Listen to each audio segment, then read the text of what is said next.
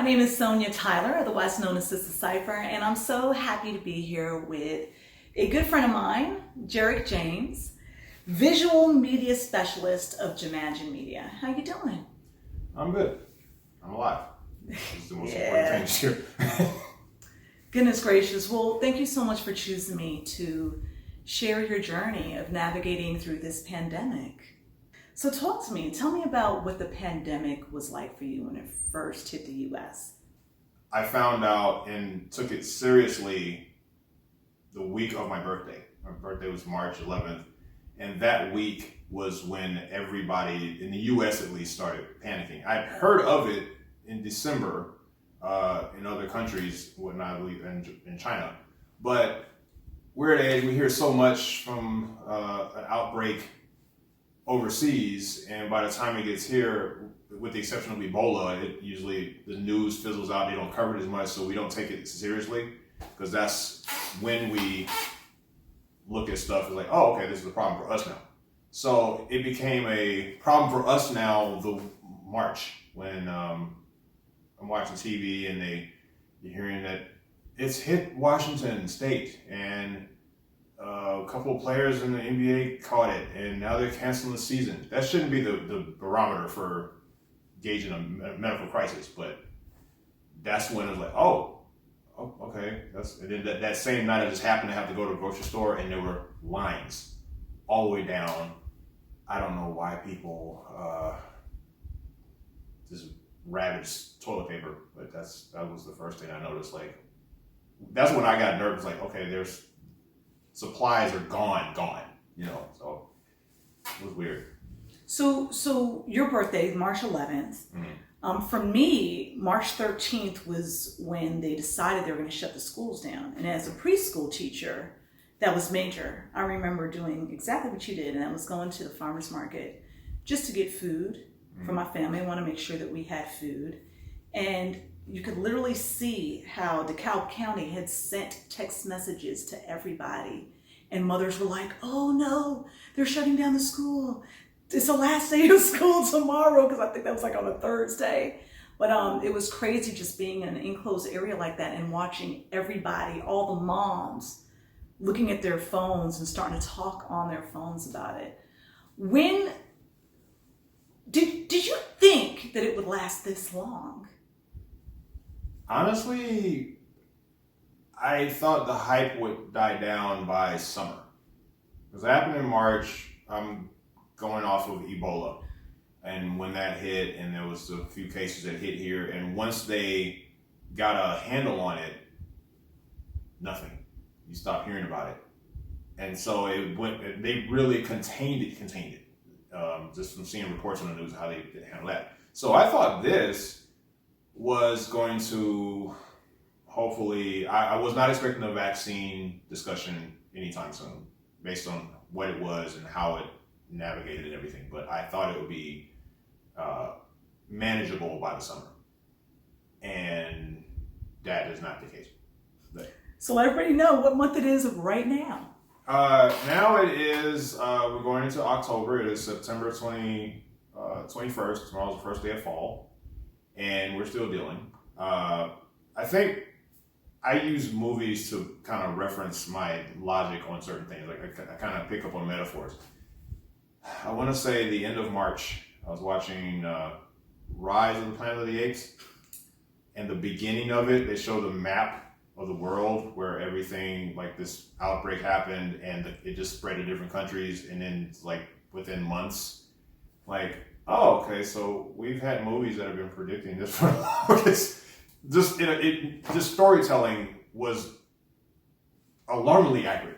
Like, oh, okay, so that's exactly what we're dealing with right now. So yeah, that's what made me start kind of thinking, okay, what's the next move, Did you believe everything that you heard on the news? Or are you one of those people who felt that, this is a conspiracy? Or do you have a little bit of, both beliefs? I guess as a photographer, I was very much in the observation mode. Like, okay, let me make sure I have all the information before I start giving my views or reacting. So partly was the news, but I know they really do a lot of sound bites. Like early on, it was just called coronavirus, and coronavirus is an umbrella term for multiple, cold, flu, and COVID was just a new strain, but obviously more deadly. So they were using the buzzword, and then the COVID-19 came, and I knew that, but yeah, it was not my first instinct to just go with what I first heard. Because my mom kept hitting me up, and my mom, she'll always send me stuff on Facebook Messenger, like, is this true? Is this? Because, you get all those spam things, and you try not to run with it. I get so many. My aunt and my cousin and my mom sending me stuff on Facebook Messenger for years finally paid off. Like, now I'm prepared. Like, everything they've been telling me is wrong and false. I know how to research stuff now because I've had training by my family always send me things. So, Did you immediately adopt the mask? I didn't right away because the early half, like maybe I look at it in like thirds or fourths. The early fourth of the pandemic, they were still gauging whether or not masks were necessary. I do food delivery, so once it became like a thing, it was like, all right, everybody needs to wear masks.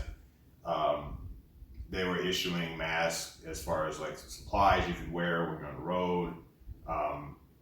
I did a photo shoot for a guy, and when the close contact thing became an issue for me shooting, everything about photography as far as interacting with the client involves contact. Showing them the pictures, you can be across the room from them, social distance as far as shooting, but eventually you have to interact. So that's when the mask became like, okay, well, now I have to. So when it became a personal space thing, then I started I had bandanas. I went and looked up how to make my own. I had every place was out of rubber bands. It started getting really MacGyverish, trying to figure out, okay, so how do I make these? So I went and I got a bunch of not rubber bands, but the bands that are on party hats, kids' hats. That was the only thing in the store. I was like, let me get a bunch of these hats and just take the bands and make little ear things and use bandanas. So that was my first mask. It was like Deadpool before he finally came to his official costume, like the little bootleg version. That's what I did. And then I had my friend Asia, who by this point was making masks by the hundreds. I went and bought a few from her and from my mom and whoever. So,